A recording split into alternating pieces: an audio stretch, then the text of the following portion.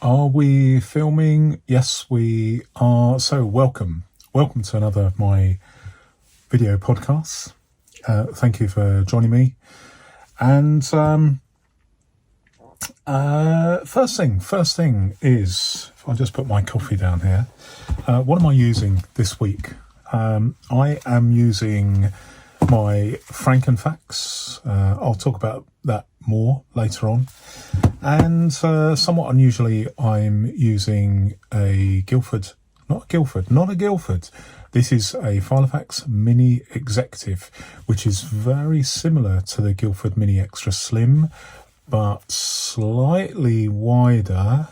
And also it has a pen loop, doesn't have a fastener, a securing strap, but similarly to the Guildford Mini Extra Slim, it has a real problem with the peeling of the leather, which is something I'm very familiar with. But nevertheless, despite that problem, this is an excellent binder, and I'm trialling it this week for a purpose that will all be revealed in a separate video, because it's far too well, in my own mind, it's far too complex to bang on about it in a podcast, because we've got a lot to cover. In fact, we've got so much to cover this week that I'm putting some material into next week's podcast. Just a bit of a word about when I say next week. Now, I always say, for the last few months, because of health reasons, I have good weeks, bad weeks, I say there's no timetable. But I don't have any timetable. I can't guarantee anything. But what I am minded to do, I sound like an English judge, don't I? What I am minded to do is have a weekly podcast, make this a weekly thing. I am trying to. I mean, I can't have a perfect. There's not a perfect time for everyone, because I have a global audience, such as it is. So apologies for those who, for whom these timings are not convenient. But I am minded to have a podcast Saturdays at 8:00 British summertime, and typically for an hour, maybe a bit less, maybe a bit more, but I'm thinking it could be a Saturday thing if I can. If I miss one, well, I apologise. It's just one of those things, because I've got some hospital appointments some point in the next few months, so it may not be possible to do that. But that's what I'm minded to do. Sundays, as you remember, last week I did a film which was called The To-Do List. It was a short film called The To-Do List. I really enjoyed doing that, and I asked people. I said, "Let me know if you'd like more of this." It's a bit of a subjective thing, but I really enjoyed making it, and the response has been universally favourable. So I am going to make a few more of these, and I hope you'll enjoy them.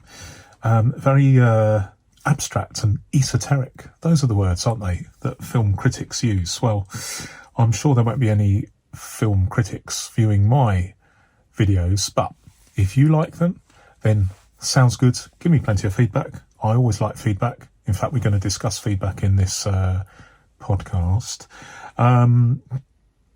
But if I do one, I'm going to try and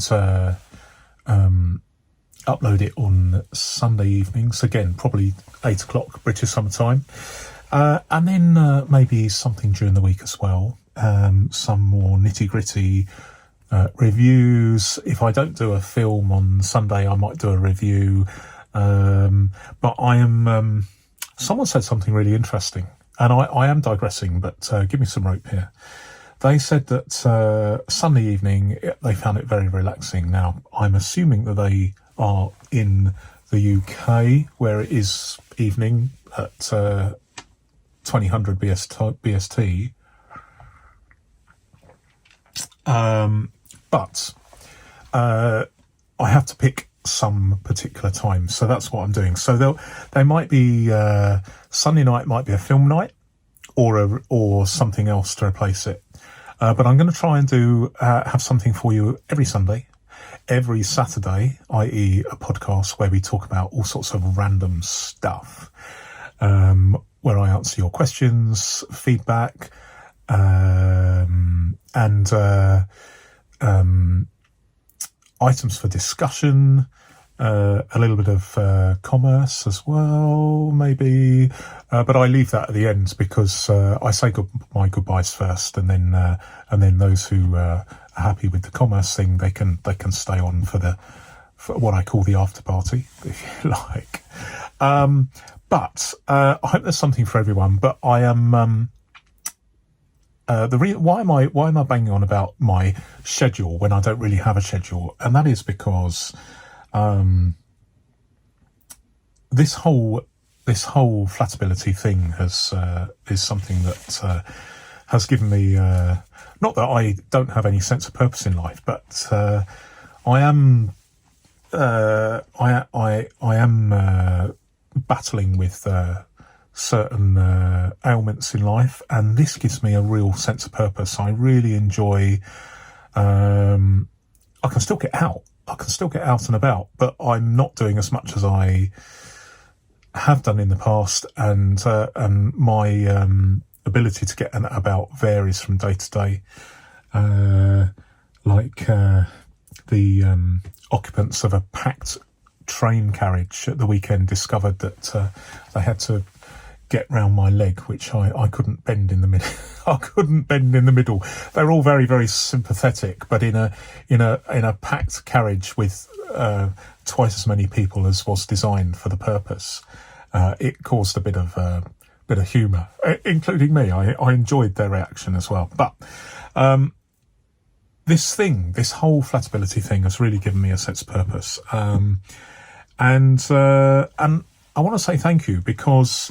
As you may have noticed, I am getting a lot more comments, which I love reading. It's still at a level where I'm able more or less to answer every single comment, which I'm striving to do as long as possible. I might get to the point where I'm not able to answer every single one, but at the moment I can just about do it, which I enjoy.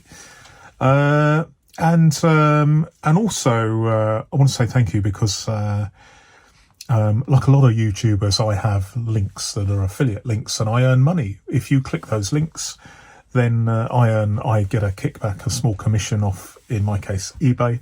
There are others as well, potentially, but but it's not a business per se, but it's very, very nice to have that income. So if you're one of those people, and there are several people that I've noticed that seem to be buying all sorts of stuff other than just paper-based productivity stuff. Someone bought a fridge the other day, and I got commission from the fridge. So they must have clicked on one of my links and then gone off somewhere else in eBay and bought a fridge. Quite a nice fridge, actually. So I got some commission on a fridge. I've never had commission on a fridge before. So if that was you, thank you very much. I appreciate that. It's taken me by surprise. It's very gratifying. Thank you. So, what I'm going to be talking about today. Now, you will recall that last week's podcast, I was halfway up a mountain in a forest in the UK, somewhere in the UK. And I had my four-legged friend with me. And then another of my four-legged friends appeared in the short film on Sunday. People are asking about those dogs. So, to answer your question, they're not my dogs; they're my daughter's. And I just happened to be at my daughter's house when I made my podcast and when I made my short film, and both dogs expressed a desire to appear, to be featured in the film. So I thought one at a time. So one dog in my podcast, that was the black dog, and one dog in the short film, that was the white fluffy one. They are both rescue dogs that would otherwise have met their maker and gone to doggy heaven had my daughter not been. She has a habit of rescuing animals, not just dogs, but rabbits, cats, you name it. Almost a menagerie of animals sometimes. So that's why they appeared in my video. And some people have said, can we see more of them? That's a possibility. I'll see what I can do. But in answer to your kind comments, they are my daughter's dogs. Okay, so what I've also done is, you'll remember that I was all fingers and thumbs up the mountain, because what I did, I haven't even got my phone here, it's downstairs, which is a good thing, but I naively thought I could shortcut writing things out in pen in a filofax and put them on a list on my phone. And then I took it up the mountain, as you recall, and I had real trouble because of the light and the fact that my screen wasn't bright enough. I really struggled with that. So that is a good advert for writing things down in a filofax or similar binder, of course. But today I'm better prepared because I'm using my Filofax Executive Mini. There we go. Got to be careful because I quite often call it a Guildford Mini Extra Slim, but this is a different model. I am trialing this week. I like to chop and change. What else am I using? I am carrying some spare paper for my Frankenfax in a leather bag, not designed for the purpose. I don't know what it was, possibly a passport, a leather bag for a passport. It's got a neck strap. It's probably very old. It's got a belt loop as well. It looks homemade. Can't remember where I acquired it, but I've had it in a box for many years. So that worked very well indeed. So first thing, feedback. And before we start, I'm digressing again. I'm using Steve Morton's filofax as a coffee mug holder today. It just happened I didn't have a coffee mug holder up here, and Steve's book was here, so I can thoroughly recommend it as a coffee mug stand, as well as a very comprehensive, authoritative book on all things filofax. So I thoroughly recommend it. All good bookshops and probably Amazon too. Seek it out, and all will be revealed. So, first bit of feedback I want to discuss. Someone asked me about stretching the strap on my Mini Portland.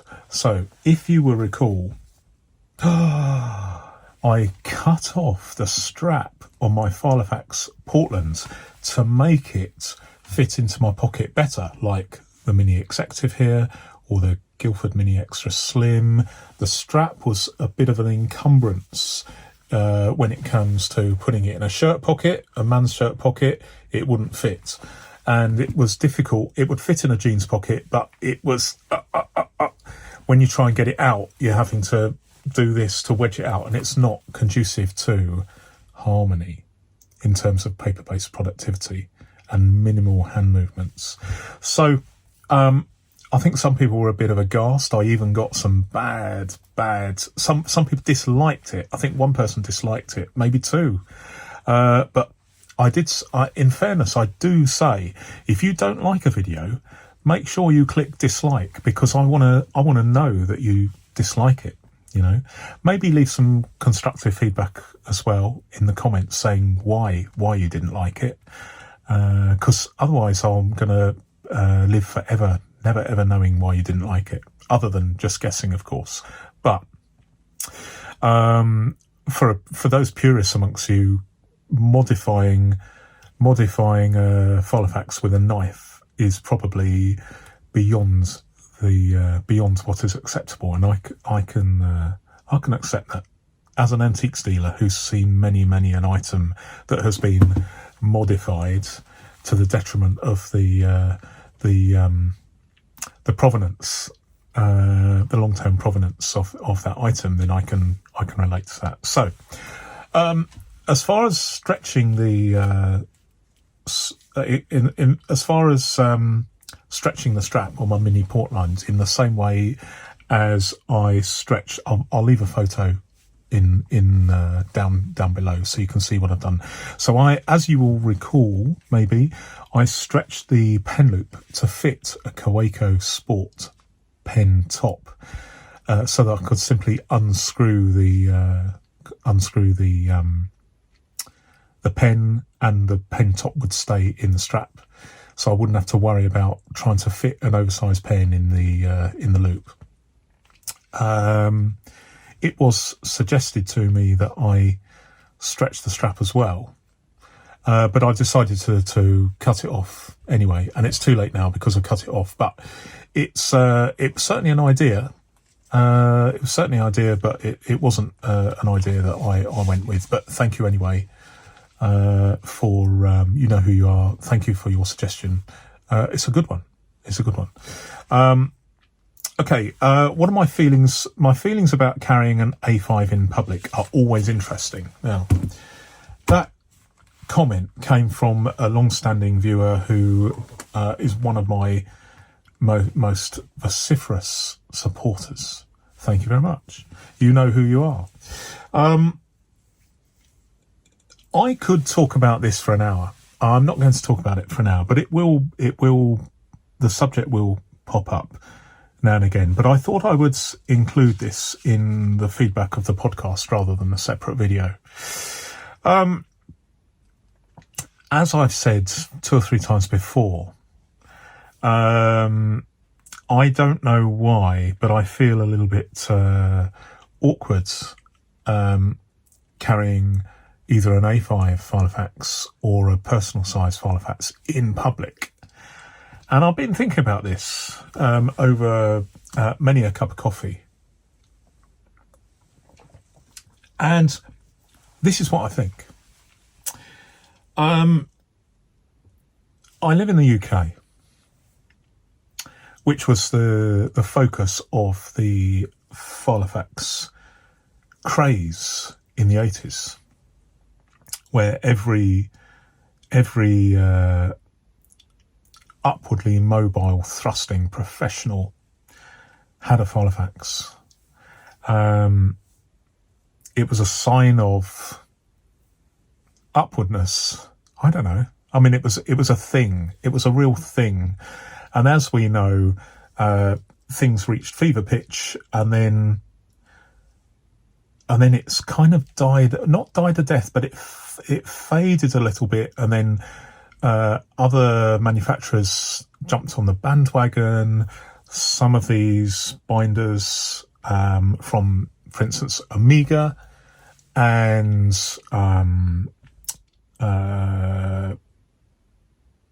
can't remember. I've got one somewhere. But you know, if you are a top manufacturer of filofax binders, you know who you are if you're watching. But then there were inevitably there are other manufacturers that come in and the whole to try and undercut and they want some of the they want a slice of the cake, the marketing cake as well. And so it became a bit of a bun fight, as they say in the UK. And so it kind of died a death. But I think one thing that always makes me think might be related to the problem. If it is a problem, it is a problem. I admit it. I have a problem. I have a problem. My name's Neil, and I have a problem carrying personal and A5 filofaxes. So I have a problem. Did I mention I had a problem? I do. So there are two things. First of all, most applicable to this was that there was a very famous comedy show in the UK. It's syndicated around the world, I'm sure, called Only Fools and Horses. And there's a character in there played by David Jason, a very famous actor. And in this series, he's called Del Boy. And he's a working class boy made goods, a wheeler dealing, living in London, Peckham. Has branches in New York and Paris as well as Peckham, but there we go. Drives a red Reliant 3-wheeler van. So the whole premise is he's trying to run a business, buying and selling stuff in markets, out of suitcases in the street. You know, he's got his fingers in lots of pies. It's doing good, and that can form the basis of a long-term successful business. Alan Sugar, the famous Alan Sugar, who many people will know as a multi-millionaire. I think he's probably a billionaire, but he started off as a Del Boy character. He bought a load of aerials and sold them at a car boot, and then used that money to do something else. But he's an East End. He's an East End boy at heart, and good for him. But Del Boy, this character, he was in the pub. This is the sketch that I'm referring to. He's in the pub, and he's trying to impress these young ladies by chatting out loud and flicking through a well-stuffed. I mean, they always have to be well stuffed, don't they? A well-stuffed filofax, and the joke is that the filofax is now past its day from a marketing perspective. When Ralph Brown, the actor, said a classic line. I mean, I'm digressing here, but for those of you who get the chance, if you watch a classic film, UK-made film called Withnail and I, and in there, which is shot is based in Camden, 1969, the end of the 60s, and Ralph Brown's character is saying that he says a classic line, and I always remember this. He says. He's reminiscing about the end of the classic 60s that we all remember. I was born in the 60s, in the early 60s, but I was slightly too young to remember or even enjoy the 60s as it is portrayed in the news and people's memories. I wish that I'd been born maybe 10 years earlier. So that I could have experienced everything that the 60s had to offer. But he said a classic line. He said, they're selling hippie wigs in Woolworths now. So basically he's decrying the fact that when people jump onto the bandwagon, that's the end. We have, and I won't mention their name because they'll probably sue me, but there is a store, a chain store in the UK that specialise in I wouldn't say they specialise. It's probably not it's probably inadvertent, but they have a knack, in my opinion, of jumping onto the bandwagon just as that bandwagon is falling off a cliff. And the way they're successful is they really, really discount the heck out of that item. But what they do is they effectively push that bandwagon off the cliff ever faster. And I will leave you guessing, because I'm not going to slander them on a public forum like this, but it's kind of it's kind of the same with filofaxes. If I had taken a filofax to work when I was working in a white collar, I was a white collar worker, if you like, with my own office. I had to wear a shirt and tie, and this was in the period where the filofax was deemed old hat, as they say. It's the fashion had been and gone. My colleagues would have not just laughed at me, but they would have been in hysterics, and they would have been rolling around on the floor of my office, unable to barely breathe because they'd seen me toting a filofax. Now, is that an overstatement? No, it's not. I mean, this really would have happened. That's how I felt, and it's because I started using a filofax in 1993. I'd been given another binder, a cheaper binder, W.H. Smith's binder a year before. But then I was in W.H. Smith's, and I decided, you know what, I'm going to upgrade. I'm going to get a proper filofax, and it cost me 50 quid. September, October, 1993. So we're just coming up to 30 years. Have I got it here? No, it's at my daughter's house. So I was very, very conscious from the moment I started using a filofax of the risk of vilification, and that is a powerful thing. I remember. I can't remember the name of the program. So what I will do is I will have it here, going along here, because I will remember it after when I'm doing the editing. But the star of the show his character owned a car, a Ford car called the Ford Probe, and he hammered the comedic value out of that car so much that Ford, the Ford buying figures for that particular model dropped like a stone, to such an extent that Ford had to stop producing it. So this is something that is a real phenomenon. If the media portray an item as an item of fun, then that mud can stick for years, maybe decades. And I still think that there is a little bit of mud sticking to filofaxes.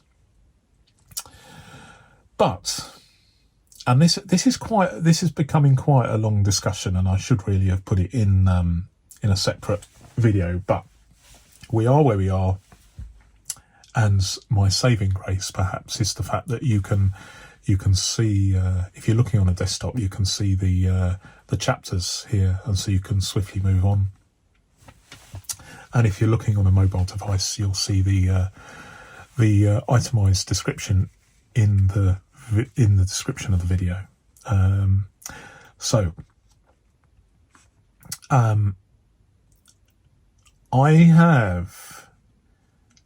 I have this week, a couple of days ago, I was on a long train journey, and what I tend to use on a train is a moleskin with loose leaf pages, and I'll leave a picture in a box again. Because why do I do that? It's because normally I have plenty of space, and with a bulldog clip I can use this, and it's just an old moleskin that's come to the end of its life, and I've just reinserted pages, and I basically use it as a repositionable sheet binder system, as you can see. And no one goes, oh, look, that guy's looking at a moleskin. Oh, look at him, instead of using his phone. No one does that.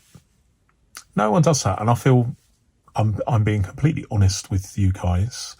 everything's a fashion, isn't it? It doesn't matter whether, what you're wearing or what you look like. We are slaves to fashion. And I'm not really into fashion with clothes, although 40 years ago I probably was, but I'm not now.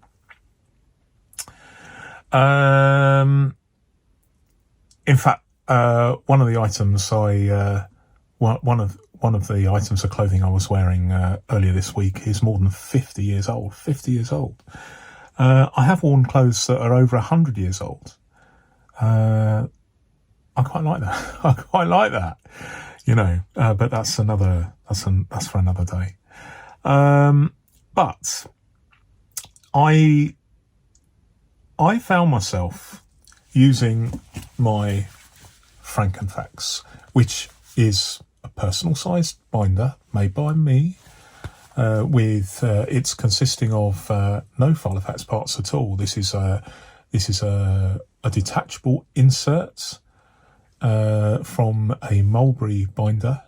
You can find actually filofax themselves make these. If you go for a Saffiano compact zip or a Malden compact zip, you will find one of these.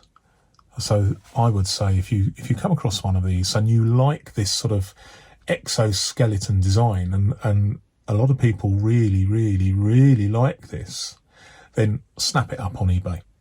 Okay, or buy one brand new. Use the Saffiano or the Malden zip as a wallet, and just use this as a filofax. Just completely remove it. I find that it's very lightweight and very, very. It just appeals to me. But just getting back to this subject that the feedback the viewer said, and I just want to remind you about what she said. Your feelings about carrying an A5 in public are always interesting. Now, that also covers personal size, but I want to tell you this. I use this extensively on a journey that I use this on a bus and 4 trains in a single day. No one batted an eyelid. I was a little bit self-conscious about it. And although I can't be sure, I suspect that if I'd been using a traditional leather binder, shall we say a filofax, I would have got people looking, maybe staring, maybe tittering, who knows? So at least in my mind, they might have done. And if I'd been carrying an A5 binder, I suspect it would have been even worse for me. And I wouldn't have felt comfortable, and I wouldn't have got things done. And for me, although I do drive, one of the reasons I like doing trains is because I can get things done during the journey. So 8 hours on trains and buses is 8 hours that I would not have been able to do had I been driving. I don't even have the radio on when I drive, let alone think about work when I'm driving. So I just focus on the driving, nothing else, just the driving. But on the train, all I have to do is focus on work, and that 8 hours I can never get back. So I find that very, very useful. So, one of the advantages of being able to use this filofax is it's smaller than a filofax binder. The actual footprint, holding it in your hands in a crowded tube train or a bus, or leaning on your knee, or even on a table on a train if you're lucky enough to get a seat at a table in a train. There's limited space to use a binder, and so this, apart from the fact that it gave me the confidence to use it because it doesn't look like a filofax at all. I mean, who knows what it looks like? It's a filofax. It might have piqued some people's interest, but no one asked me about it. Maybe one or two might have been curious. Who knows? Envious. They might have been intrigued. But no one bats an eyelid. It doesn't fill me with anxiety like a traditional leather filofax in public would. Rightly or wrongly, that is the case with me, and I'm just being completely open with you about that. An A5, it would be even worse.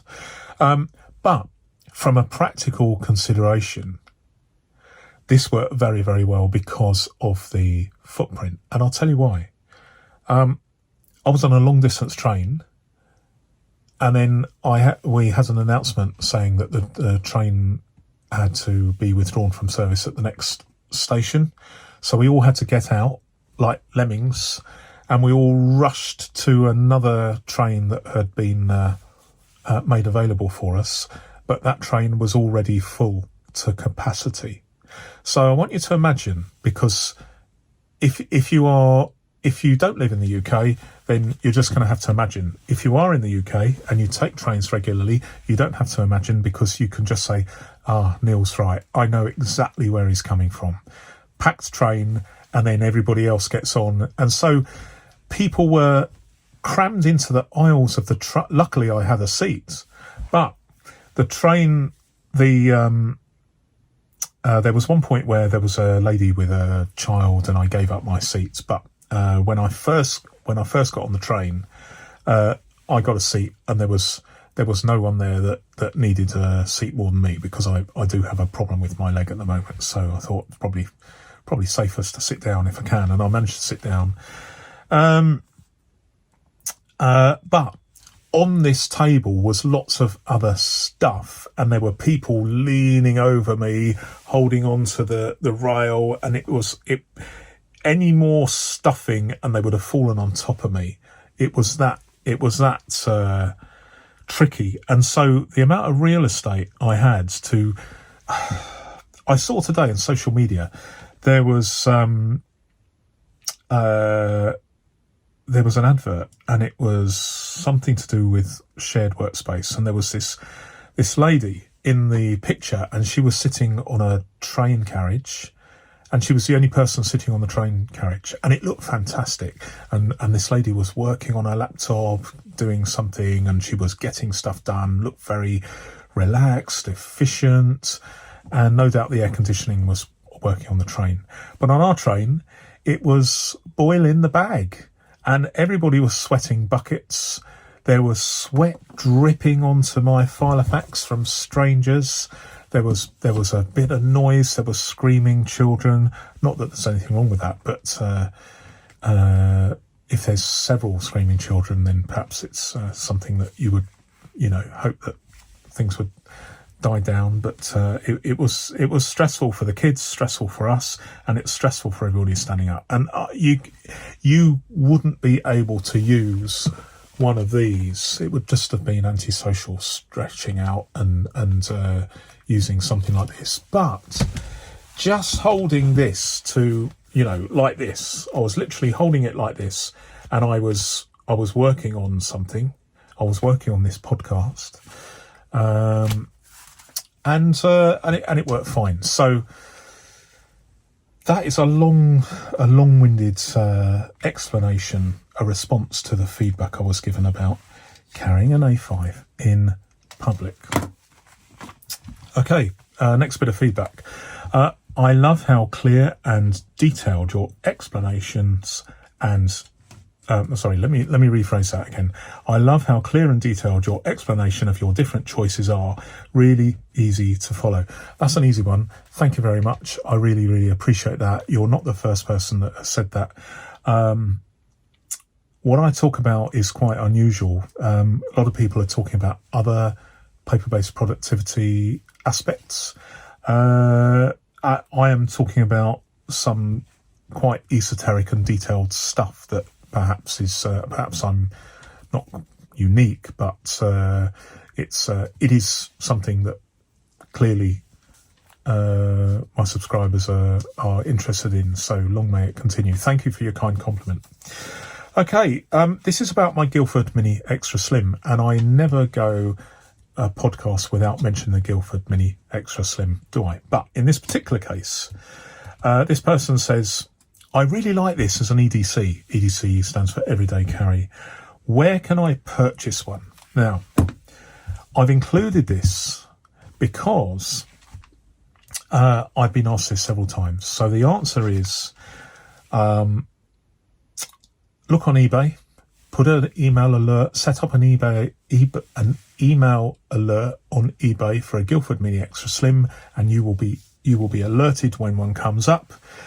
Be prepared to fight off the competition, because clearly other people are doing exactly the same thing, and there can only be one winner. And see whether you can get one that way. However, if you are in Canada or the US, I would not be going for Guildford Mini Extra Slim, because apart from anything, they're unlikely to be available in America unless you find one in the US, in the UK, but not many sellers at the moment, because of the new regulations pertaining to VAT, are willing to ship abroad. Plus, there's these new increases in customs and duty that just make things really expensive. So this is what I would do if I was in the US. I wouldn't even think about a Guildford Mini Extra Slim. I would immediately go down to I would immediately get one from Plotter USA and get it sent to me. And if I wanted one from a store and have a look at it up front, then I would go to Atlas Stationers in Chicago, who, and the reason I mention them is because for those of you outside the US, that company, they ship them out globally. Just a matter of interest, there's another YouTuber who made me wise up about this. So if you are in the UK or somewhere else and you want one of these and you want Atlas to ship it to you, she gave me the heads up. So if you put the reference as Scribbles, her name is Scribbles, or at least her affiliate reference is Scribbles, as in scribble plural, then you'll earn her some commission, I believe. I don't know, but I think in fairness, she's the one that she's the lady that came up with the suggestion for me when I was asking around. So I would go for that. Even if it's going to cost you maybe £150, $140, not quite sure. Go for a Mini 5 or a Mini 6. I'm not sure whether Atlas do a Mini 5, but the one you're after is the Mini 5, which has the same dimensions as a Guildford Mini Extra Slim, but with the added bonus of better quality leather. It's just a plain piece of one piece of leather, so no pockets, but you can get internal pockets that fit on the rings. It's a lovely system, and I'm planning. If it was me, it were my dream planner. My not a planner as such. It's just a small.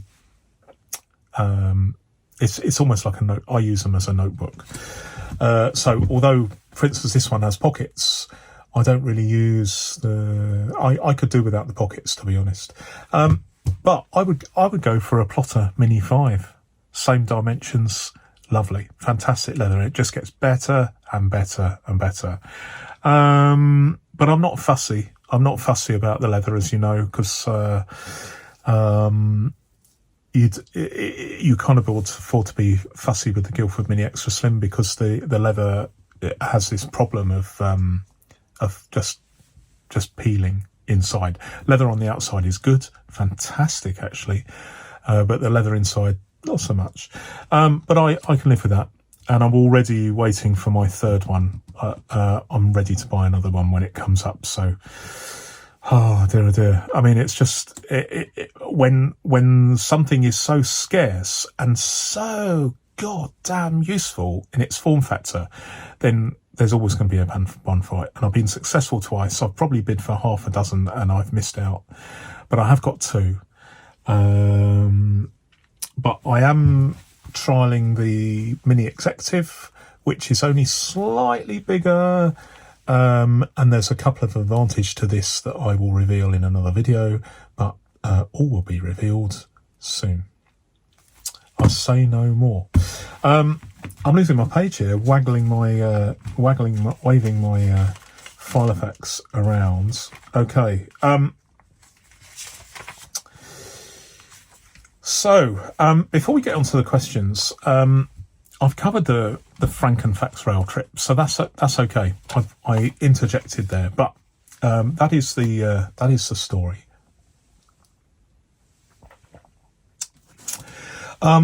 Okay, so we're on to questions now. First question is, how are we doing? 45 minutes. Okay, well, we know that sometimes these we're okay for time. I mean, I'm more concerned about the time with individual videos, but half of you say my podcasts are too long, and half of you say they're not long enough. So hope I'm doing okay here. But you have got the navigation along the bottom of the screen or in the description if you want to skip over things. So first question, how many A4 sized filofaxes do you have? I just have the one. It's an A4 Lyndhurst. Is it in this office? No. Okay, it's somewhere, probably downstairs. I just have the one. I've had it more or less 20 years. I think I bought it in 2004. It's fantastic, and I don't use it every day now, but when I was in business, as it were, I was using it every day. Very hardworking. A4 filofaxes tend to have perfect flatability, even if their construction is not conducive to flatability. The fact that they're so big and heavy means they all more or less open with perfect flatability, and I can thoroughly recommend it. The leather is sort of very similar to this, but inside the leather is really, really good and hasn't started cracking, even though I've used it hundreds and hundreds and hundreds of days. The leather is exceptional. So I've only just got the one. That's the answer. Just the one A4 filofax out of maybe about 100 filofaxes and other binders I own. Okay, next question. Is there a date / age range before a binder can be considered vintage? Now, this has come up many times. Lots of people talk about this. I just want to reiterate my personal view, because there's no hard answer. There's no hard answer with this, but I want you to think about wine. There are vintage years. They don't say, it's 25 years old, so that is a vintage wine, because vintage, when it comes to wine, very, very much, almost exclusively, is determined on the quality of the wine, not how old it is. So that is a very important fact. That is something that I kind of lean towards. Although, having said that, anything made in the UK I regard as vintage because of the age. But there is this thing about the quality of the item. Is it desirable? Is it well manufactured? Is its design conducive to harmony when it comes to paper-based productivity, getting things done, and all those good things? So for me, I'm between a rock and a hard place here. I just conform to other people's idea of vintage, in as much as I believe, at least at the moment, as I record this in 2023, I regard anything made in the UK prior to, as we know, manufacturing in the UK stopped about 1993, 4, 5-ish. But anything made in the UK I regard as vintage, with the exception of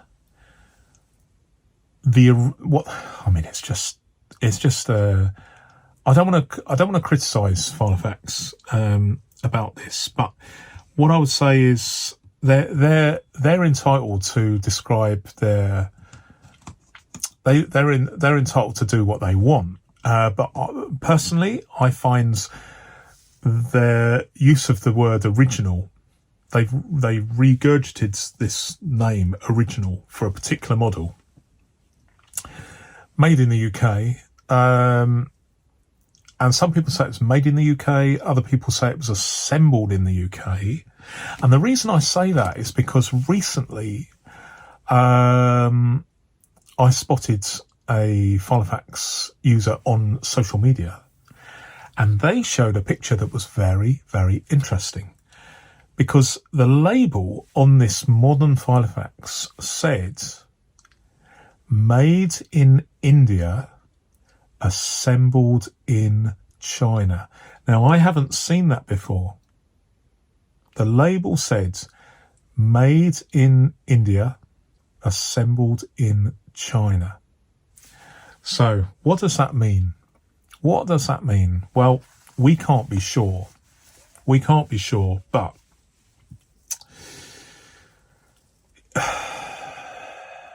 make of it what you will.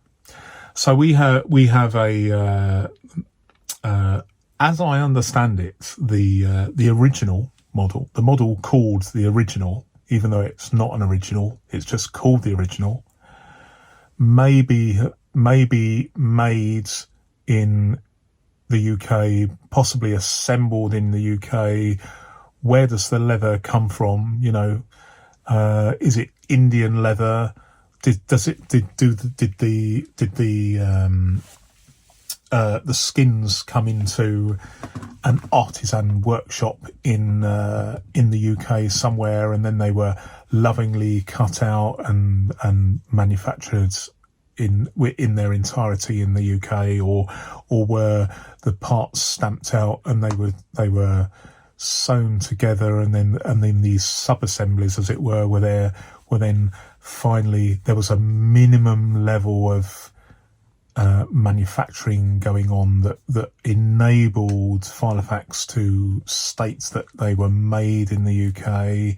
You know, these things, there's a grey area here. I'm not saying they did that, but I'm saying that is my opinion. That's probably what happened. I suspect they were assembled in the UK. But the bottom line is, just getting back to this vintage thing, if we ignore the model called the original, the conundrum is, there are two conundrums. One is, there are some models, some binders made in the UK that were appalling, absolutely, from the 90s. So there's one called the filofax Piazza, and it's the most horrible, nasty piece of work I have ever come across. This is it. This is the filofax Piazza. Ostensibly, it's a vintage binder, and it was made in the UK. It actually says filofax personal Piazza, made in England. Amazing. But look at the state of it. Can you see the leather? It's like a very, very flaky leather material, leather mounted onto a man-made substrate, and you think, in my opinion, you know, surely it would just be a lot easier to just get a piece of leather. Why go to the extreme lengths of getting a piece of man-made material and then bonding it to the thinnest of the thinnest layer of leather? Why not just use a bit of leather? I've never understood that. But then again, that I'm not a manufacturer, so I don't really know. And again, look at this strap. Look how it's just, again, a similar sort of thing. Very, very flaky. And then there's a lot of cracking again. It's kind of a suede. Having said that, the actual attention to detail with the stitching is superb. Absolutely superb. It's just let down by the material used. If this was like a piece of leather rather than a very thin bit of leather bonded to, it's just, obviously it's an accident rather than design. They didn't set out to say, let's make it so that it's all crumbling away in 30 years' time. They don't do that, but these things are not really designed to last for 100 years like they used to. They're just, it's a fashionable thing, isn't it? You know, disposable fashion almost. But the actual stitching is absolutely superb. And those corners are actually some of the best corners I've seen in my entire collection. So it's a bit of a mixed bag. And the flatability is excellent. I don't know whether it was excellent when it was made. I mean, this is a well-used example, and it's cracking. But the actual hinge, the actual construction, I think, was actually very, very good, very good. And the rings are superb in quality. You can tell by the actual cut of the rings; they're very, very high quality indeed. I don't know who makes these, and who Filofax bought them from, but the rings are exceptionally good. So it's just a bit of an enigma, really, because of the way they've chosen to. You know, how many pence would they saved by choosing, instead of a single piece of leather there and two pieces for the straps sewn together, they've decided to use just stick a thin bit of leather on top of a man-made piece of material. Surprising, really, but we are where we are, and this is 30 years old. But I would not. Getting back to the vintage thing, I would not describe this as vintage because it's unsightly, it's not appealing, it doesn't spark me with joy. And, you know, as we've been taught over the last few years, you know, you should strive to own things that bring you joy rather than bring you, you know. So not every single binder made in the UK, I have to accept that they're vintage, so I conform to the convention here. But I personally have doubts about some of them, and also some of the English-made binders from the 70s and 80s. I mean, some are superb, absolutely sensational, and some of them are quite utilitarian, especially the ones made out of Morocco leather, which even the catalogues of the time describe as the cheaper alternative. Not even the least expensive option. They actually say cheaper. The word cheaper, because I think at the time they weren't so into their marketing speak as they. I mean, it's a highly marketing these days is very, very highly tuned and really they got it down to fine art. But I think back in the 70s and 80s, Filofax were a small company where actual marketing was not their strong point.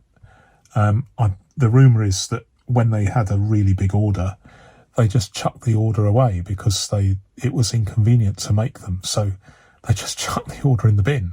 So I'm told in history of Filofax that's referred to in Steve's excellent book there. So I would get it, and it's a short but very entertaining read. As far as binders made in countries other than the UK, I would say this is where it becomes very, very difficult, and I'm going over old ground here because I have discussed it before. But there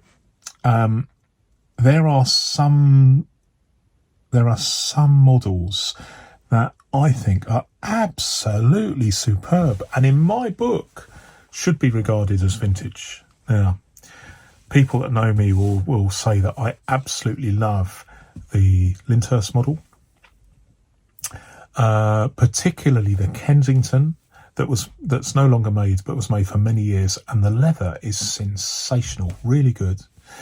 And also the Portland, which I rank it very, very highly indeed. So there are a few models that I would regard as vintage that are no longer made, but were made abroad, not made in the UK. So I don't see it as a hard and fast rule. this cut-off between vintage and modern. And also, the thing is, here am I banging on about this in 2023. I've been talking about filofaxes for the last 11 years. 11 years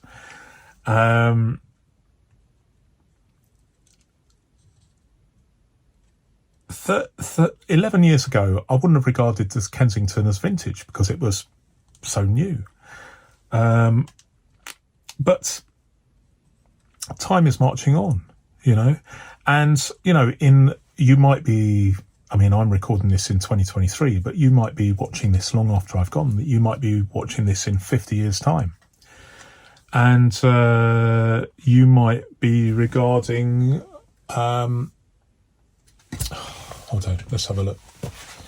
Okay, here is, I keep this.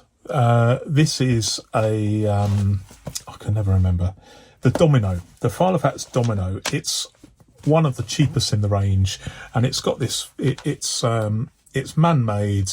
It's like faux suede inside, and it doesn't have great flatability, but it's great for students, and it serves its purpose. Now, I don't regard this as vintage at all, but if you're reading this if you're looking at this in 2073, and you're looking at this, I'm holding this up, and you're looking at my video because it's a blast from the past from half a century ago, potentially, I could be talking to you through half a century. Would that be vintage? Well, that is a question, because vintage, there's a sliding scale of age, and there's this issue of quality as well.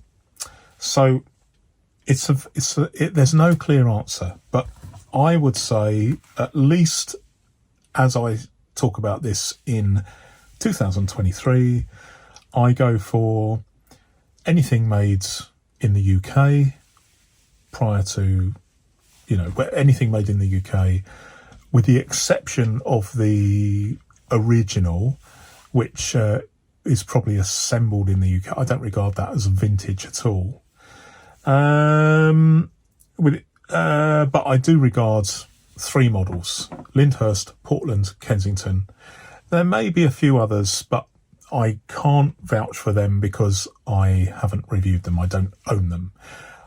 There are some models that are very, very highly prized that weren't made in the UK, but as far as I'm concerned, they're not on my list because I like to talk about stuff that I have had personal experience of, because otherwise it would knock my credibility out of the ballpark, really. Okay, so the next one.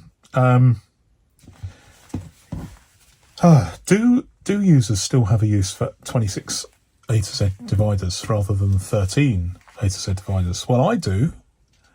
I definitely do, and it's going to be subject of a forthcoming video. But I find the use of them. There is this conundrum that, are you going to have anything under Z? Well, possibly not, but you can't have a 25 dividers. You need a complete set of 26. Otherwise it just looks weird, just looks wrong. But if you have an index, I have an index for, I have several indexes, but one, I have an index for companies I deal with, so their contact details and their email address or their password, or that sort of thing. I find having a set of 26 A to Z dividers much better than 13. But what I do is that is in a standalone binder. If I was trying to do everything in one place, like some people do, and if they can do that, that's great.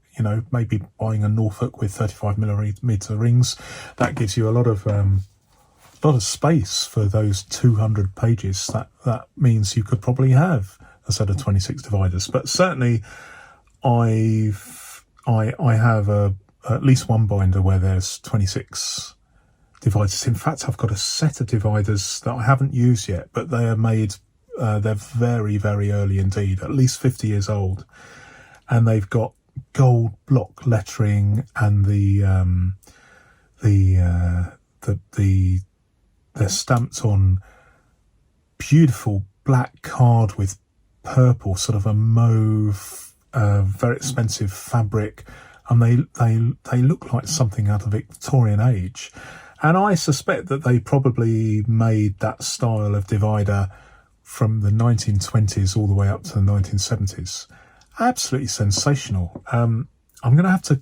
The only reason I haven't reviewed it yet is because I've got half of them in one box and half of them somewhere else. And you know how if you shuffle a deck of cards, that you mix them up? Well, I put loads of stuff from one box to another, and just the split where I picked them up, I just split them in where the set of 26 dividers were. So I know I've got half the dividers in one box and half in another box, and I can't find them at the moment because I have got about 20 boxes, and I've just, it's not the main focus of my attention, but I haven't lost them. I will find them. So yes, I personally have a use for 26 dividers, and I think other people should too. And even if you can't get them from filofax, and I know you can't because I've emailed them and they politely said, sorry, we don't stock them anymore, then you can make your own, and I will show you a way in the forthcoming video.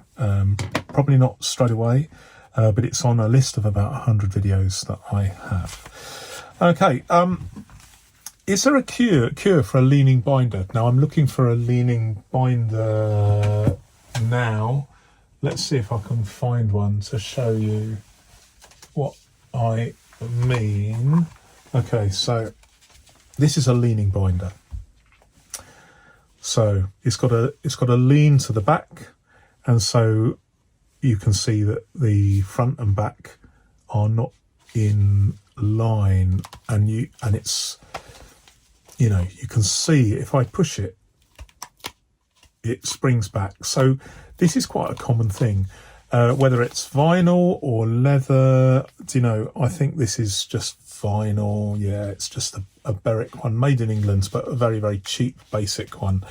But I have some vinyl ones where this is a problem as well. So what would I do? Is there a cure? Yes, there is. Treat the leather, condition the leather, and then force the spine, make it... Why am I putting this down when I should be... So basically you treat the leather, condition the leather, if it is leather, and then move this forwards so that it just goes beyond the point of no return, and then put a book on there and leave it to dry in the airing cupboard or a warm place. And then you rinse and repeat if it requires it. If you've got a vinyl one, then I would just have a book or something on there, or maybe put some cloth and a bulldog clip. So just hold it like that and leave it on a sunny windowsill so the heat will do it. But there is another reason. Now, typically the lean will be to the point where the top cover is always shorter than the bottom cover. The lean will always be this way.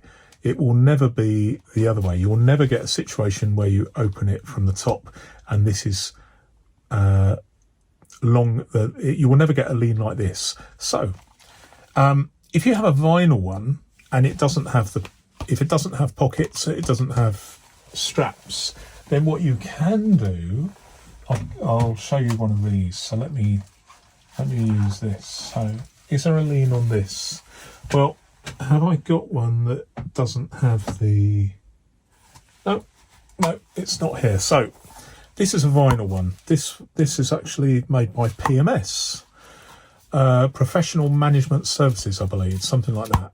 Now this doesn't have a lean at all, but if it did, what I would do is just turn it over, because these don't have pockets.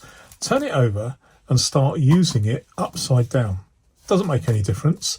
And if it doesn't have the strap, I've got several of these where it's just a binder. It's just a binder. There's no strap, no pen loop, nothing. So you could conceivably start using it upside down and use it until you find that the lean has disappeared by virtue of using it upside down. It kind of balances out. So half the time use it that way up, half the time using that way up, and through the process of attrition, if you like, thermodynamic attrition, you will restore the balance, the natural balance of your filofax or PMS binder or any other binder you can shake a stick at. It will work. So it depends on the materials, but if you're really concerned about it, there are options. Okay. Where am I? I'm losing my page.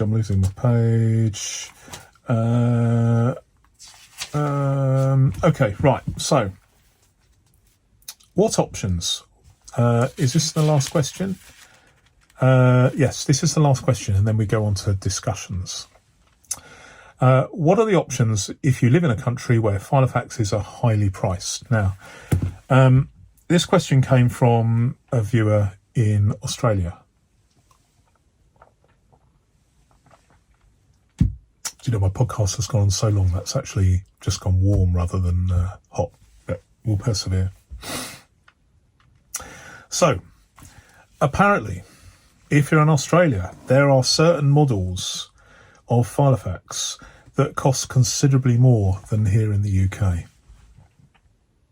Now, there may be many reasons for that, but the bottom line is no one wants to pay more. So what are the options? Well, really difficult, isn't it? Because at the moment, globally, there are it's more expensive to send something from A to B, as we know. And there are many reasons for that, but it is undoubtedly more expensive to buy from another country. Also, there are changes in the way value-added tax and import duties and customs duties are attributed to the transfer of goods across borders. We all know that. It varies from country to country. And the thing is, it doesn't necessarily mean that, for instance, geographically, filofaxes are made closer to Australia than they are the UK. But it's just politics and geographical logistical necessity that all contrive to make filofaxes and other binders possibly more expensive in certain regions. And of course, there is another thing, and I'm not saying that this is the same with filofax, but basically, you have a product that might be, if you have a product that costs £5 to make at the factory gate, and you can sell it for $200, $5 at the country, there's no rule to say that you have to sell that at a specific price, say $30 retail. If you can get away with selling that for $1,000, even though it only costs $5 to make, then as a business, you have a duty to your shareholders to make sure that they get the maximum possible return for their investment in your company. So it's always a battle of wits, isn't it? And I sometimes think that, particularly, I'll give you a good example. So, Apple computers and mobile phones are made in Apple computers. Say an Apple MacBook Air made in China. It's cheaper to ship it to the UK than America, but in the UK we pay more for Apple MacBooks than American consumers. Why is that? Because American consumers have a more powerful effect on consumer demand, and they have a wider choice, and they are, they will shop with their feet. And so it is very, very much a case that depending on the region, each region will have a different pricing strategy according to, I'm not saying people will sit down and work out exactly how much they can get away with charging, but maybe they do. I don't know. But for whatever reason, and there are probably many reasons, there are price fluctuations from country to country. So, what are the options? Well, one of the options that springs to mind is buying secondhand, buying on eBay.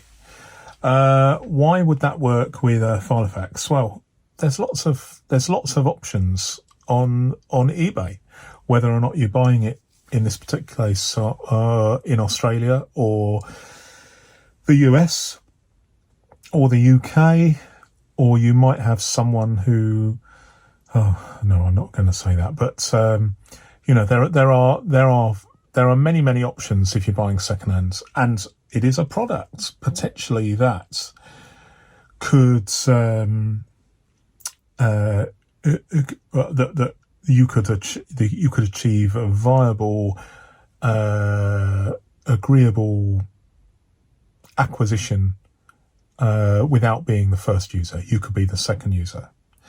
But there is another option. Now, I'm not saying that this is something that everybody would like, because I do appreciate that there's a huge number of people that want a lovely looking binder that is perfect in every way, and it has the look. I get it. I totally get it.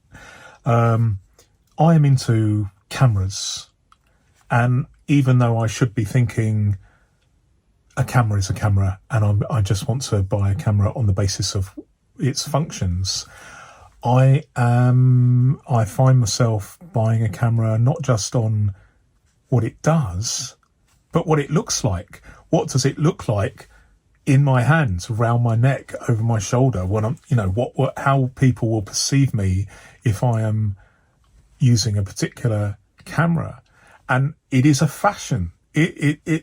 I pride myself in the fact that I'm someone that is more interested in items as working tools. But when it comes to cameras, or indeed bicycles, I find myself a victim of fashion. And with bicycles, there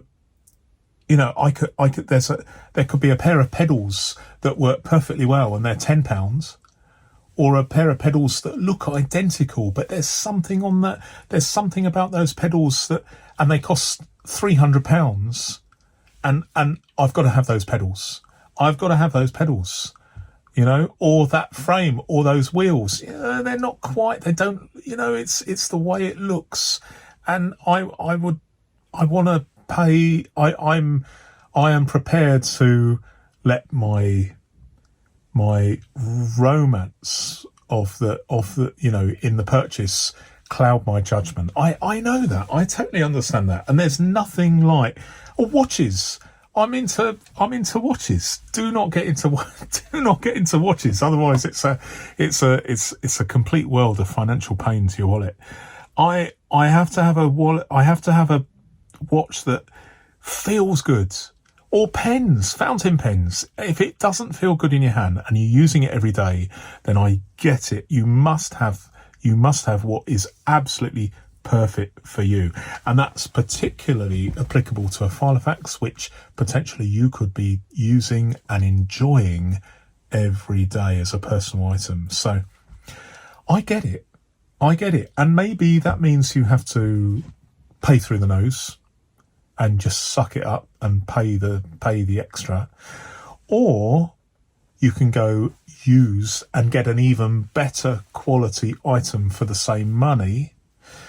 Or you can just save your money, make your own, and then think about it and mull over in your time. Well, this isn't the right one, but at least it's right now, and go for it.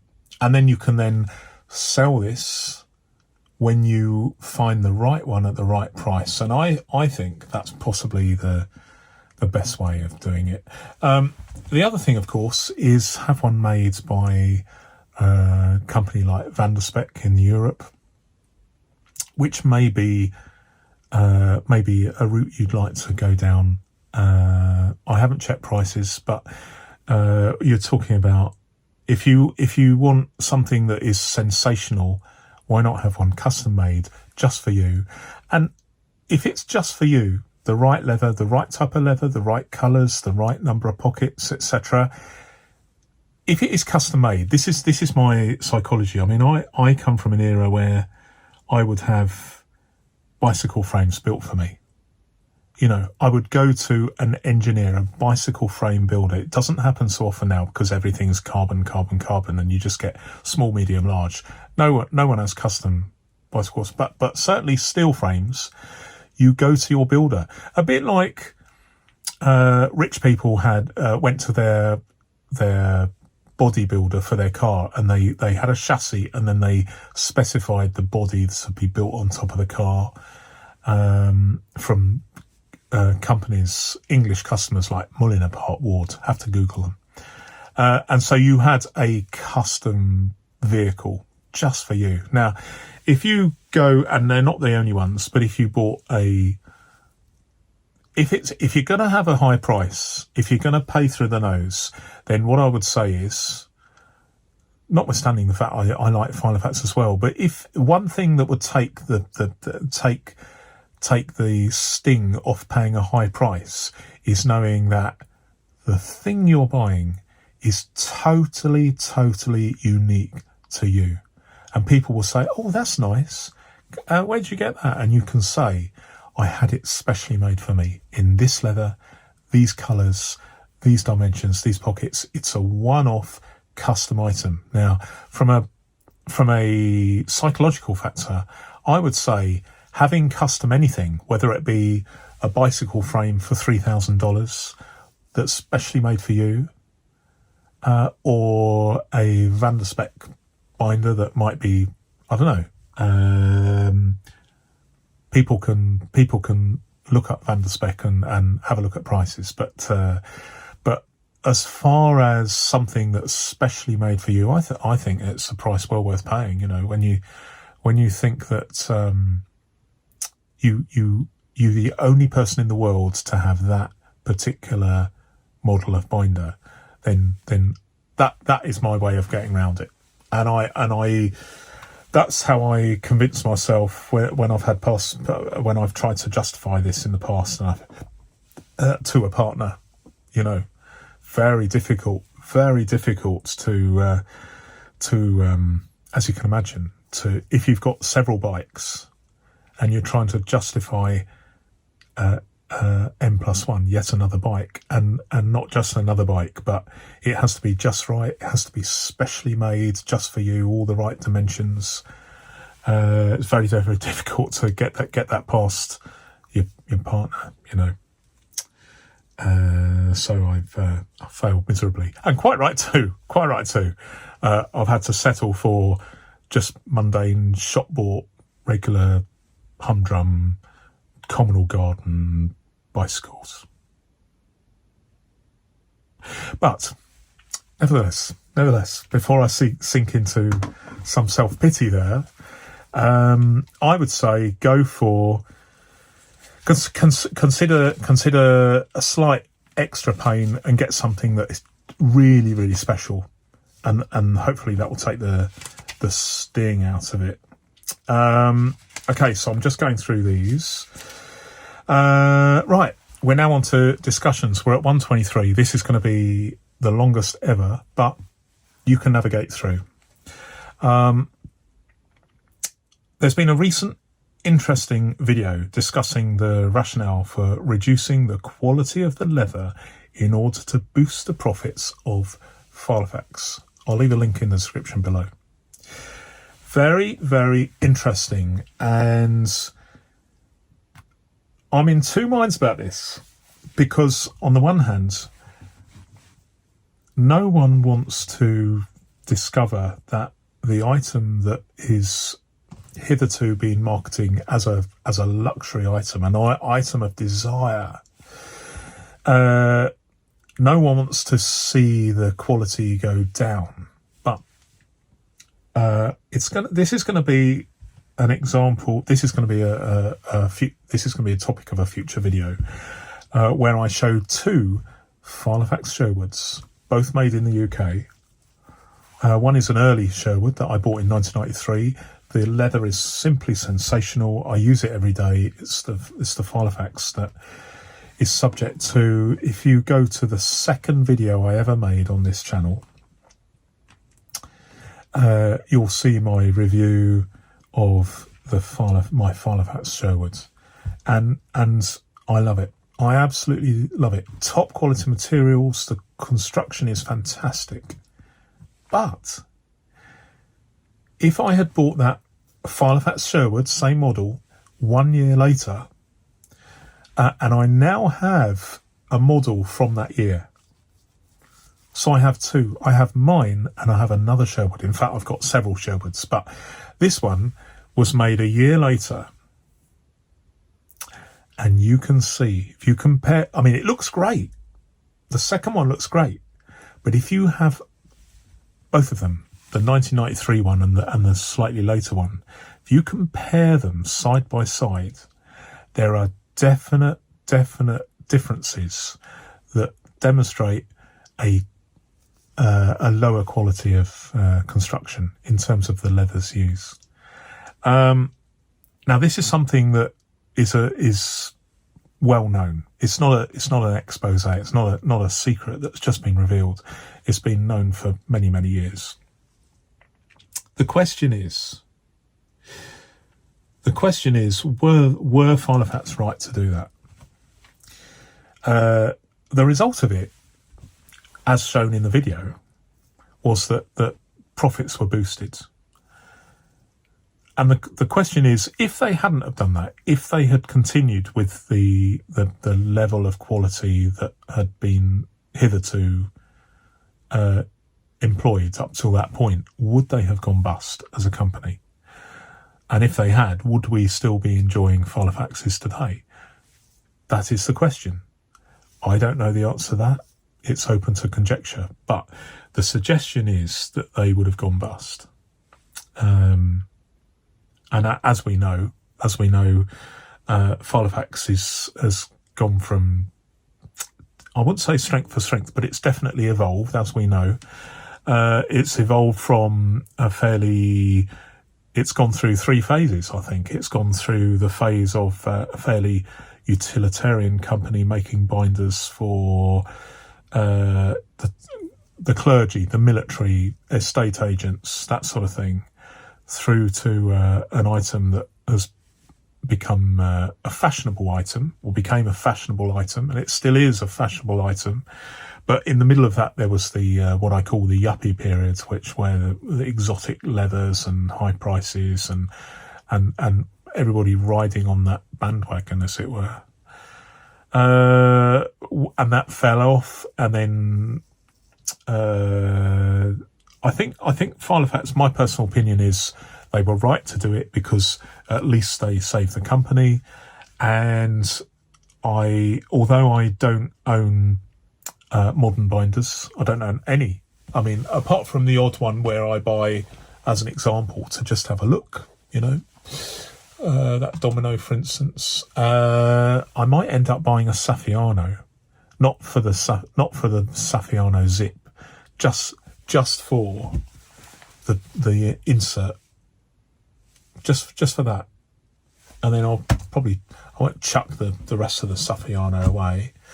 I actually have cheekily asked I've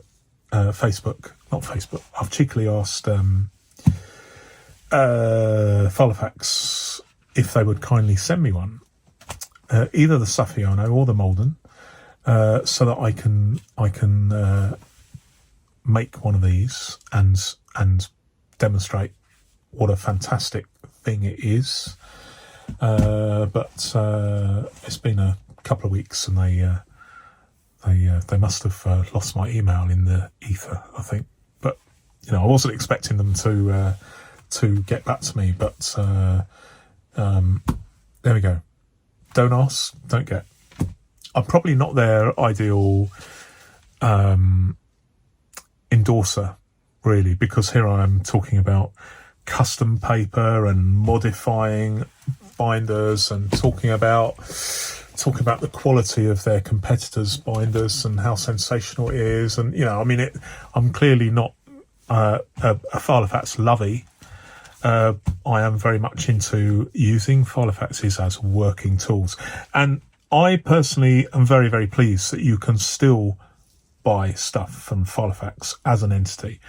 I typically buy maybe 1,500 sheets a year of, I buy packs of paper from them.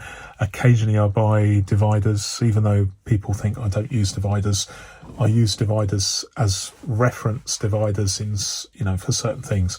I don't generally use dividers in day-to-day use. Although I'm experimenting, as you can probably see, with a stepped series of dividers here, but more on that in a separate video.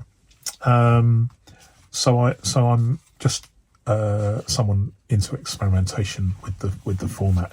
So I'm very, very pleased. I personally think, just getting back to the discussion, I think that they were probably right to go down market on the quality of the leather, as it were. In fact, my only regrets are that sometimes I think that they're more focused on fashion than utility. But I'll tell you what, I'll tell you something. Even though that's cold, that tastes fantastic. The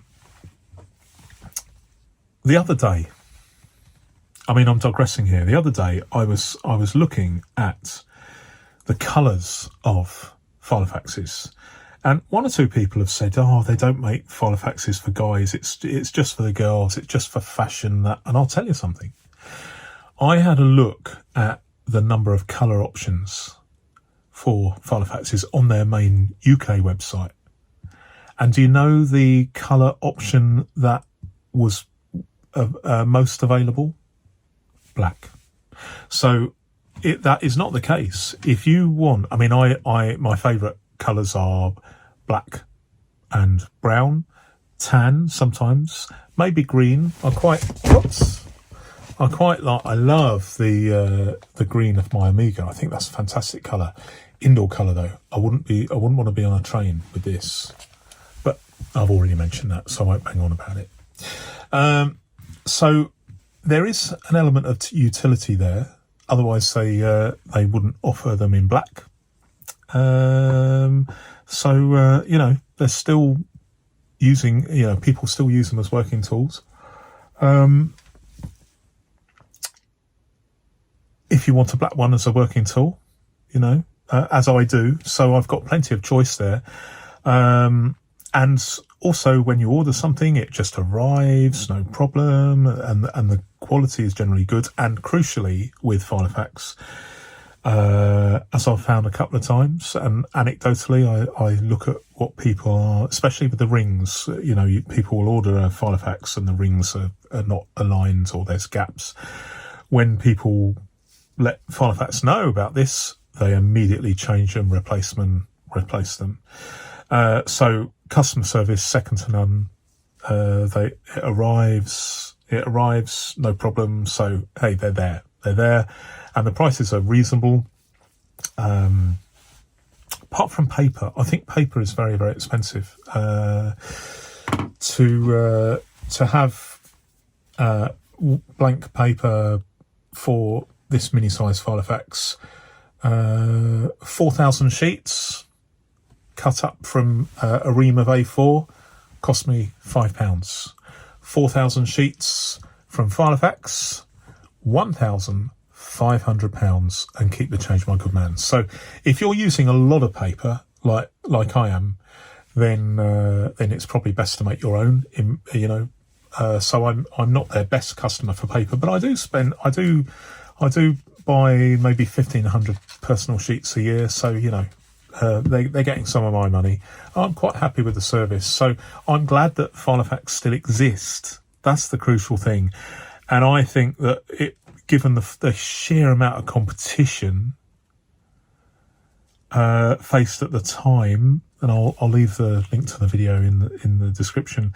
I think that probably that was something that they had to do, even though it sounds bad and disappointing. I think it's something they had to do on balance. So it's not a criticism. It's just my personal opinion about what they did. So, okay. The one that got away.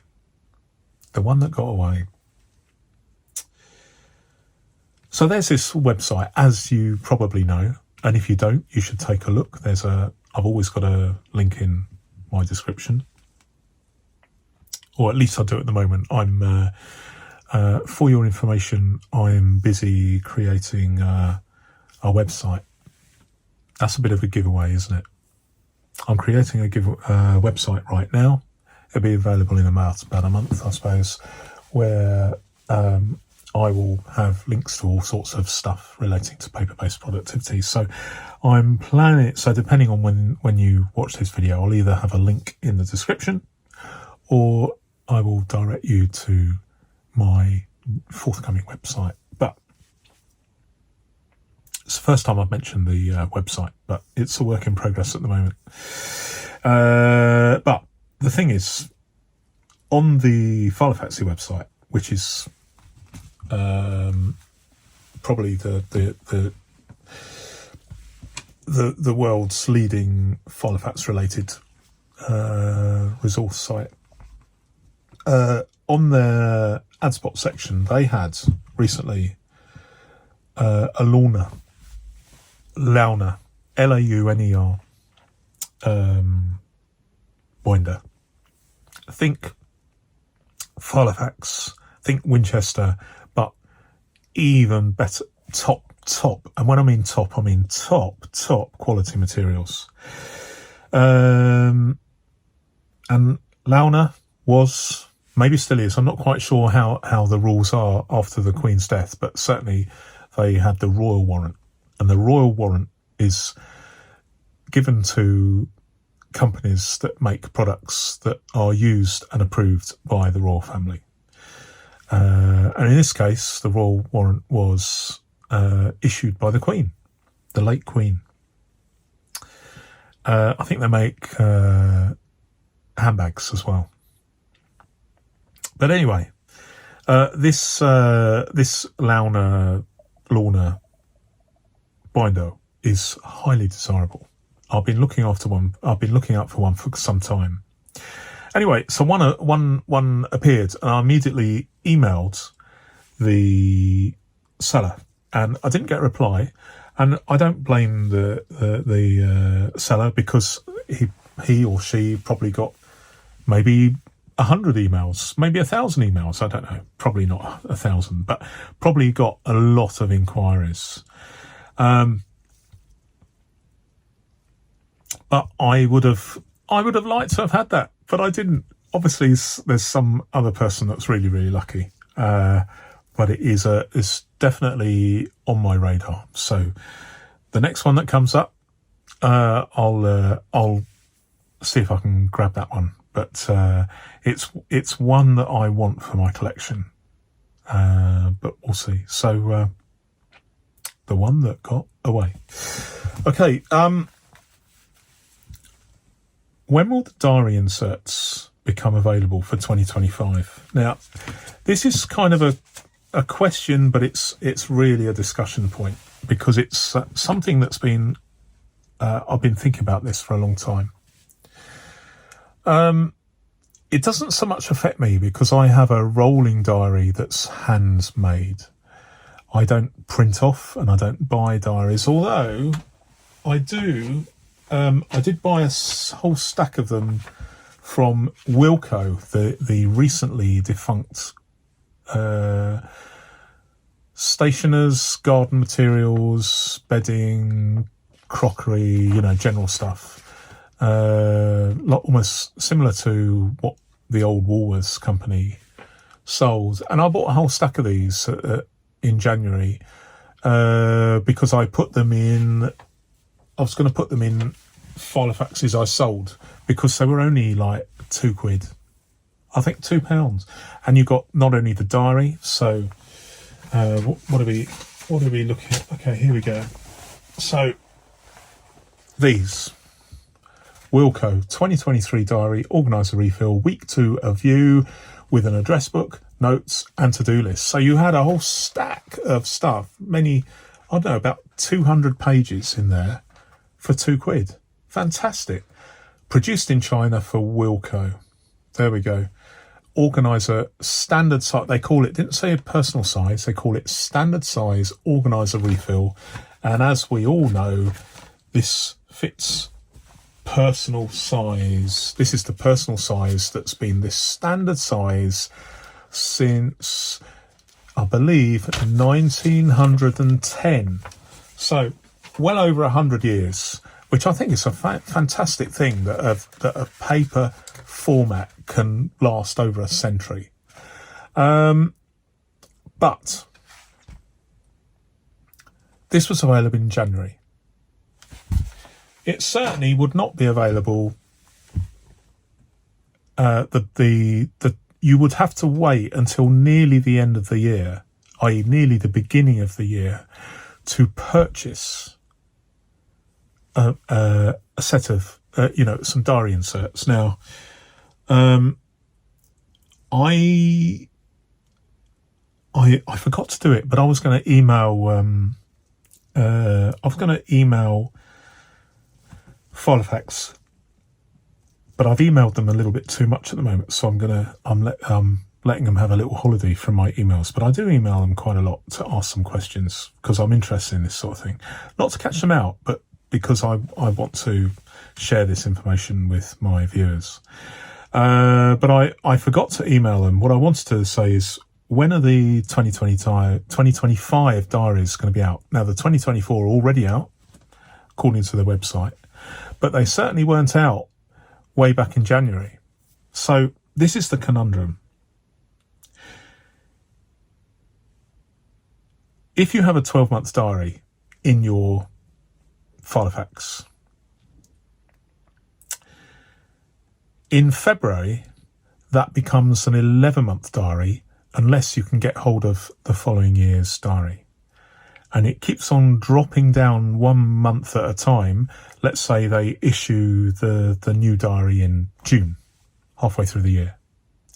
By which time, your diary, you can only look 7 months ahead, which is no good if you want to, for instance, let's say you have, you go to an event and then the person says, let's meet up. Yeah, look, this was a fantastic event. Let's meet up this time next year. I'll jot it in the diary. And you think, well, I can't do that because I can't get hold of the diary inserts for the following year. Here we are in April 2023, but I'm going to have to, in order to jot that down in my diary for April 2024, I'm going to have to wait and sit. I'm going to have to write a little note to remember to put that in my diary when I get the inserts. I mean, it's a bit of a nonsense, isn't it? It's a bit of a nonsense. Now, I understand the economies required, the extra cost of having to print all those diaries 18 months ahead of schedule instead of 6 months ahead of schedule, but this is the situation. In fact, what triggered me to ask this question, and it was a wedding planner on social media who said that they plan 2 or 3 years ahead. Now, you're not going to get diary inserts for 2 or 3 years ahead, clearly. But my argument would be that if you buy a filofax in January 2023 that has a diary, a 12-month diary in it, you should be able to buy at least 12 months ahead for your diary insert. So come January 2023, you should ideally be able to already buy a diary for 2024. That is my opinion, and I'm entitled to my opinion. Going on Etsy, you can actually do that. It is possible to do that. Or you can do what I do and just make your own diary. And so it's not a problem. But it is a problem for some people, certainly wedding planners, maybe more people too. It is a problem. So it might be something that I talk about in more depth in a forthcoming video, but I just thought I want to mention it just to put the seed of thought in people's minds. And to that end, if you have a thought about any of the issues I brought up or any of the questions I've answered, anything in this podcast, then please feel free to leave a comment. I will respond to you, and I will do everything I can to respond to every single comment. What I tend to do is I withhold the comments so they don't appear straight away. Why do I do that? Not because I'm worried that someone might put something like, I mean, there's some real spam out there, as we know. So it's partly that, but mainly it's because I want to be able to not miss any of your comments, and that is the way I do it. So if you leave a comment and it doesn't appear straight away, don't worry. I will get to you within 24 hours. So please discuss these things with me. So, do you have plenty of cash? Do you feel flush? How would you like to spend $1,000 on a used filofax? I don't know whether this is still showing on eBay as a buy it now. If it is, I'll put an affiliate link in my description. You can have a look at it. If you buy it, I might get a couple of quid's commission. So I'll leave an affiliate link in there for you to have a look at anyway, because you might go off somewhere else and you might buy another fridge if that was you who bought the fridge, and I know I got the commission for it. But thank you, whoever you are, and thanks in advance if you buy this binder. So I don't know whether it's still on sale, but $1,000 for a vintage filofax in as new condition, new old stock. Have a look at it. Would I pay £1,000? Do you know what? If I was wealthy and I wanted one and I was into my filofaxes, then frankly, I would. Yeah, absolutely. If it was worth it to me. It's the same as someone buying a Rembrandt painting. The value is in the eye of the beholder, isn't it? You know, so if it is worth £1,000, then good. Now, I talk about eBay values with some experience, having sold literally thousands of items over the last few years, mainly antiques, but some filofaxes too. And what I do, as many of you know, is I do a Dutch auction. I don't want to blow my own trumpet, so I'll say this very, very quickly. So I use a pseudo Dutch auction. So I start at a very, very high price as I buy it now, and then every Saturday I drop it, typically by 5%, so it rapidly comes down and down and down and down.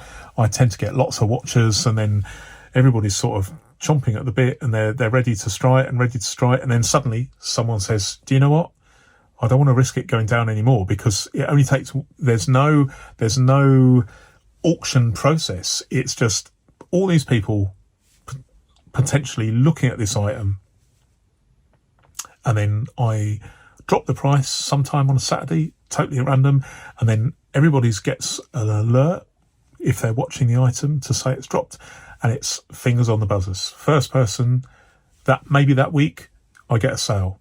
Maybe people leave it. It's a fun thing for everybody, but crucially, it means that If you want it, the opportunity to get it immediately without having to face the ignominy of an auction where you're into the bidding process and you get beaten at the last minute, and you've invested all that time and energy and anxiety into the auction. This is a good thing for everybody, in my opinion.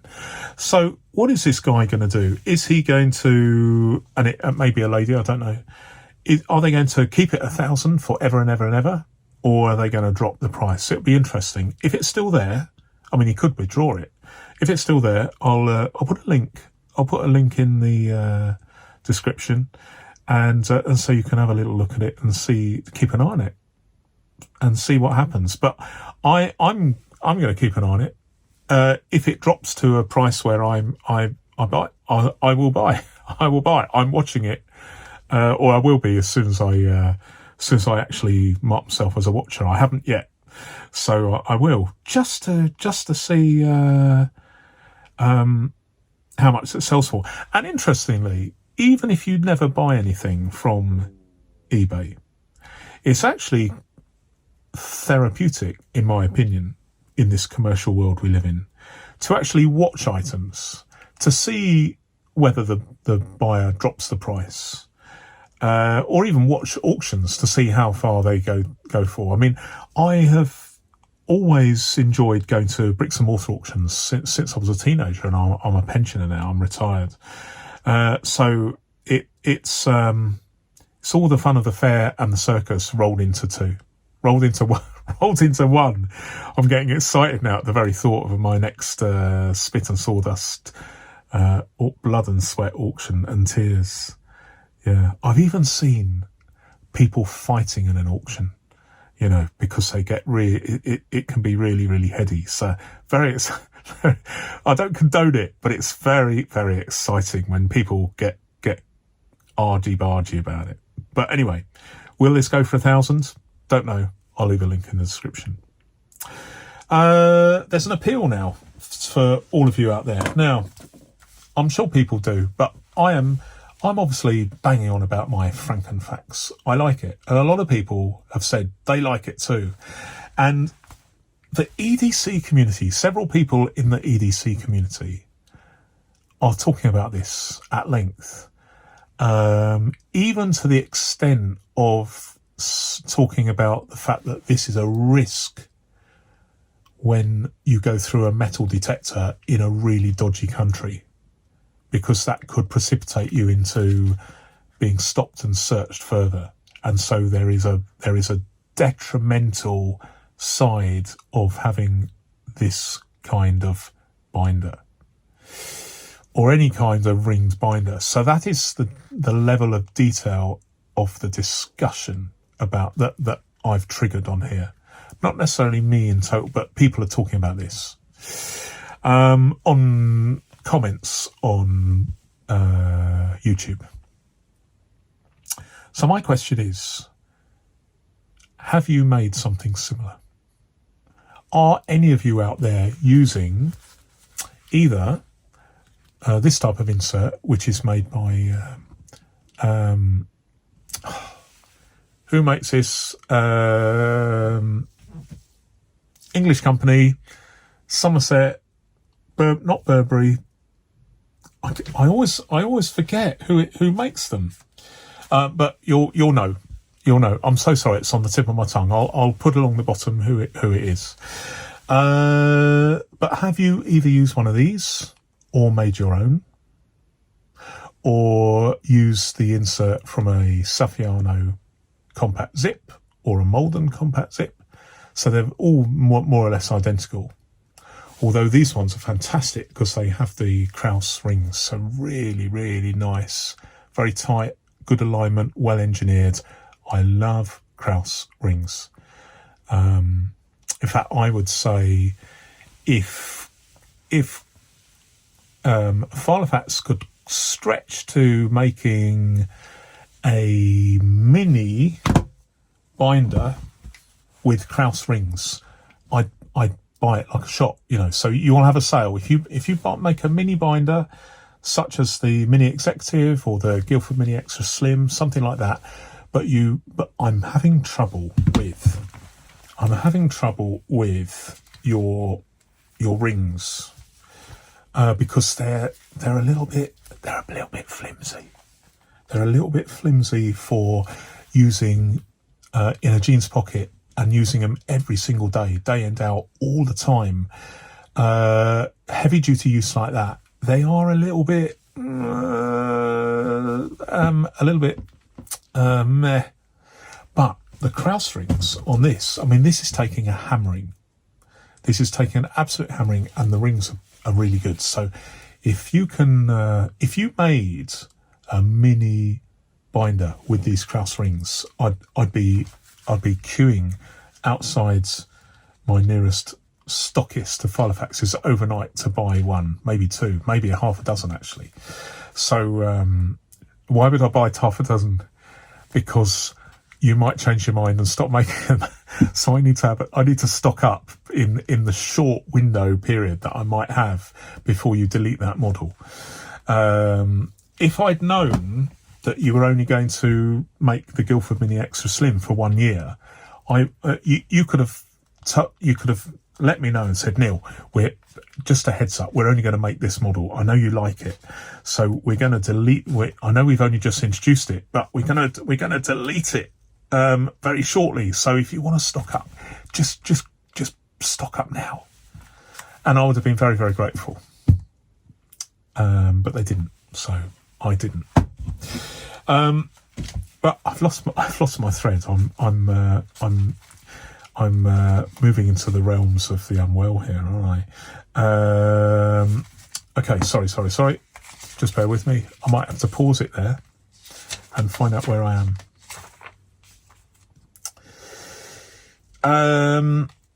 Yeah. So if you are experimenting like I am, drop me a line. Let me know. And I'd love to feature. Send me a photo on social media, on my either my Instagram or my Threads or my Facebook channels.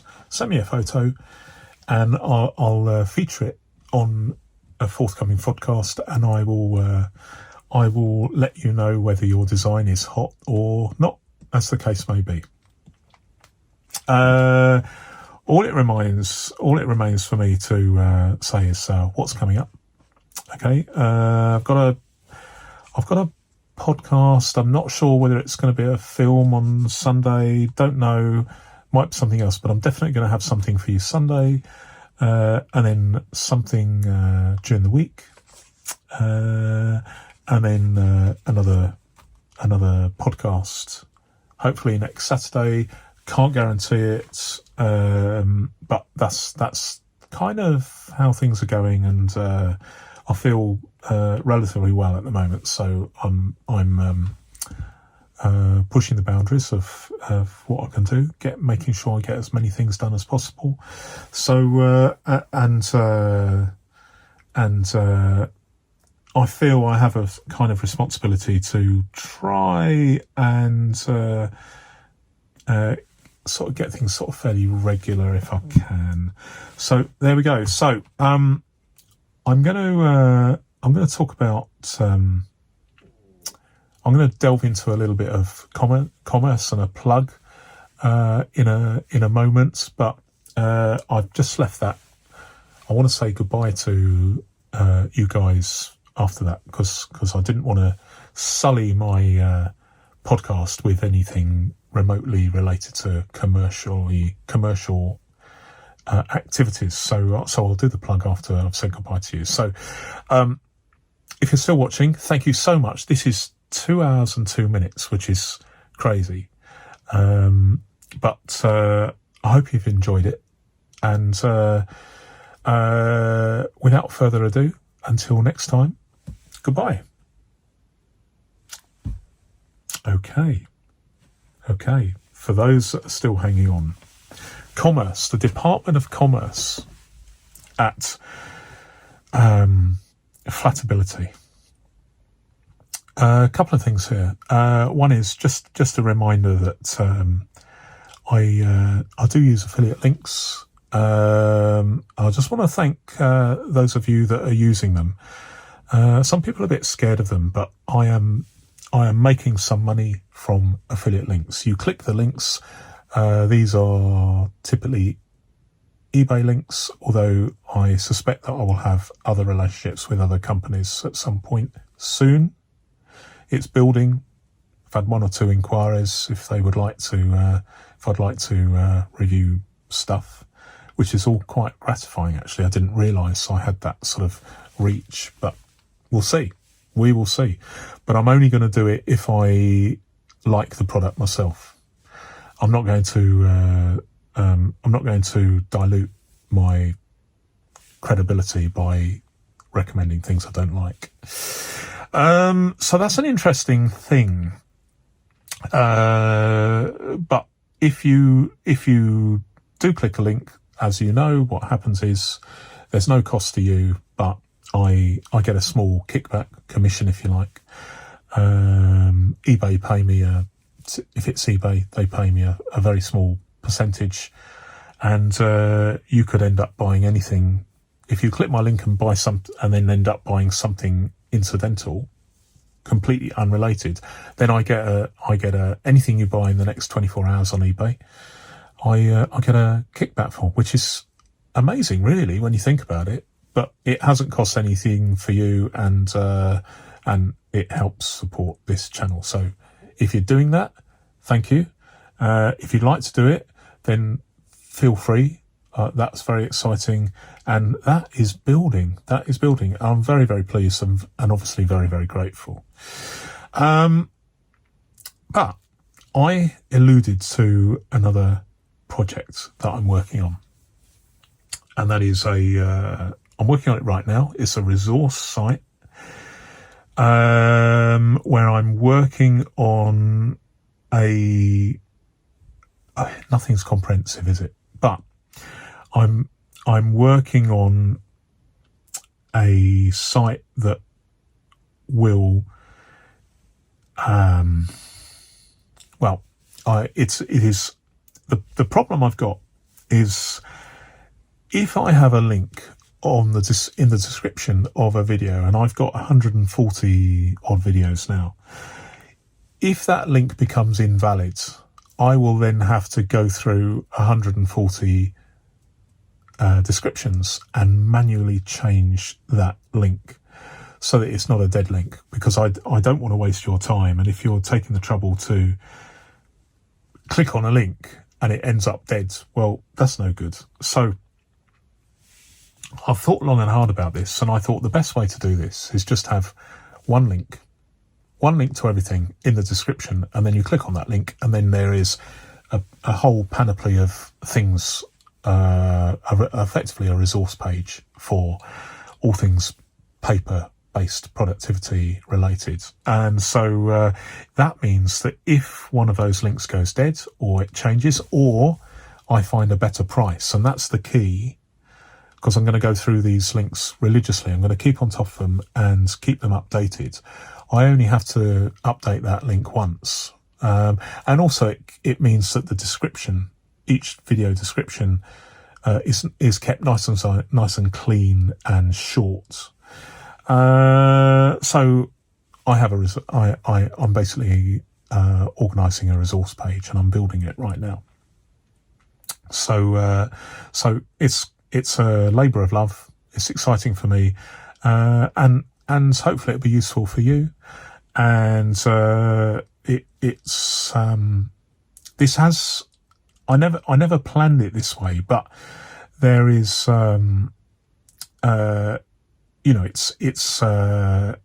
it's affiliate income is a thing. I didn't even realise that was a thing, but it is. It's not free money, because obviously I have to do the legwork to investigate this sort of thing, and the very fact I'm creating these videos, it doesn't come easy. it takes a bit of work, and so it's nice to receive a small amount of remuneration, if you like, commission. And if it doesn't cost you guys anything, then where's the harm in that? So I'm just letting you know that I'm working on that. But anyway, this really is a goodbye, because we're up to 2 hours and 7 minutes. So that's amazing. I thought it would only be an hour at most, but we're there. So thank you once again, and until definitely next time, which will be tomorrow. Goodbye.